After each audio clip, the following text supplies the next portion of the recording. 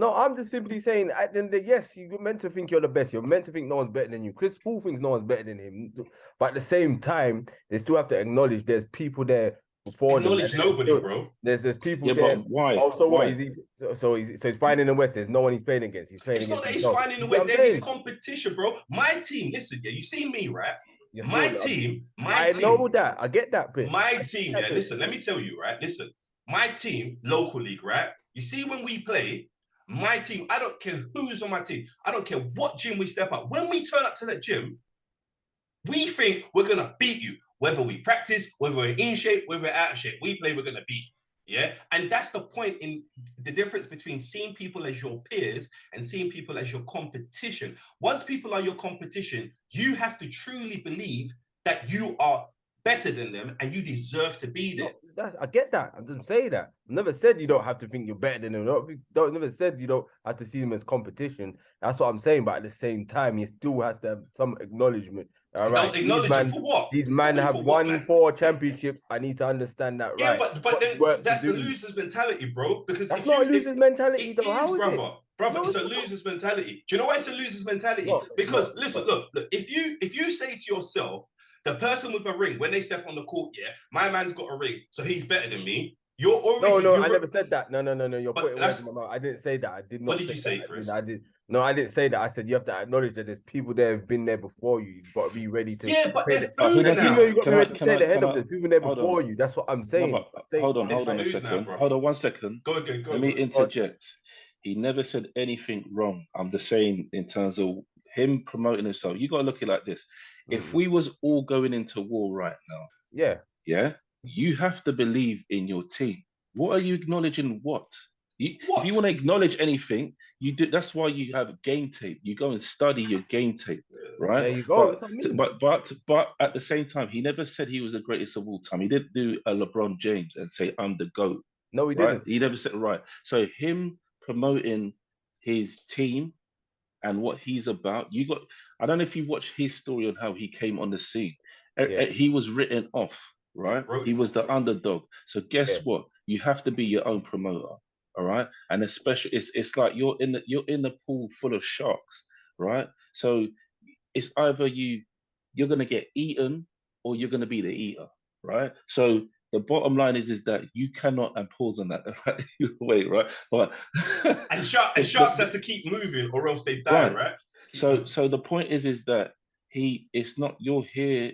He's there to win, and you got to do whatever it takes to win. He didn't. I don't feel he said anything disrespectful in his uh in what he was saying, right? I think the bottom line, he said he was okay. Well, but at the end of the day, last year he done well. This year they got taken care of. So, and it's the same thing with like boxing, right? Boxers have to promote themselves because if you don't and you show any form of, think about it, he's the leader of the Memphis Grizzlies. He's the franchise player. If he goes in there and says, "Oh, well, you know, they're a great team," and blah blah blah blah blah blah blah. If your Smoke. leader is coming off timid, come on, man, then they don't have faith in you. Whereas if he's firing them up, look at Jimmy Butler, right? Look, if you watch the last game that they just won, I'm not even going to Jimmy go too much, Buckets. right? Yeah. I'm not going to go too much into it. It's all to do with if your player is your top player is leading from the front. Same thing with MJ, right? If he's not leading from the front by saying what their intentions are and how much he believes in his team, they ain't going nowhere. It starts from your leader. He is the face of the franchise. What he said was stuff to rally up his team to say, "Come on, let's go. I believe we can do it." And to be fair, the way they moved last year, I didn't doubt him.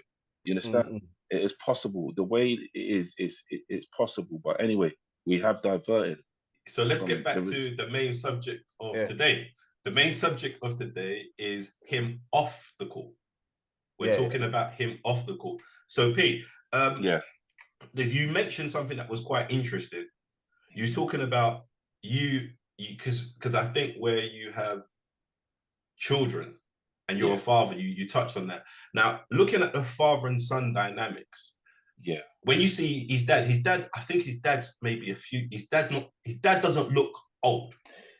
So Yeah. so from the outside looking in, if let's just say he's got a cool dad, and we all know, I don't know, when you went primary school, Pete, you remember there was like a kid who had a cool dad, and like his dad had the fire. His dad had the same trainers that everyone in primary school had, but like the bigger version. You know, the cool dad. So his dad looks like a cool dad. So do you think there might be lines a bit blurred where his dad might, you know? So touch on that. You know, just pause. Have a look at that and just say what we further expand in terms of that. What you're speaking about, the father and son dynamics. So, I guess on that note as well, we can clearly see that there are obviously maybe some practices in that household that may not. There's an illusion, yeah. So his dad comes across is supportive, but comes more across as his brother, as a peer, yeah, as an equal, right? I think it's going to be difficult, but in some ways, right, to help him to be maybe to ground him because of the generation that they're in right now, right? Money is God in America. It's everything. So the fact that if he's earned, he's the breadwinner of his whole family's community, he's gonna feel like nobody can talk to him because he's the man, because he feels money makes a man. He's the man, right? But at the same time, I am aware that depending on how his dad was, how his dad is as a person, because the PR is that he's invested in him through maybe living his basketball dreams through his son, but he's still maybe not a man himself, being young at heart, right? So he's a young guy, so it'll be interesting to find out what was his upbringing like, what is his principles, what is his values, right? Because this is the thing, the this is where, as a parent, I get into protection mode. And if I saw my son moving in the way that he's moving, and also because I do security, close protection security, what he's doing is that he's sending the wrong message, which will attract conflict to him, right? And then even more so now, people have aired you out to say that you're soft. You never grew up in that environment. You're portraying something that you're not. Kind of what some of these rappers do, portray a lifestyle that they've never really lived. What did these rappers do, Pete? They're actors, man. Some of them are actors. Rick you know, Ross. right? So there you go. So the point is that they're just being marketing tools or promoting what the hood is supposed to be like until they get touched by a real hood person, right? Now, look, his environment that he's from, Memphis, is a real city on that level in terms of you will get touched, yeah. And what I would say is that cool, you have your outdoor recreational activities, but at the same time, you are a brand ambassador. You have people that look up to you, right? There's people that are investing money that will change your life and has changed your life.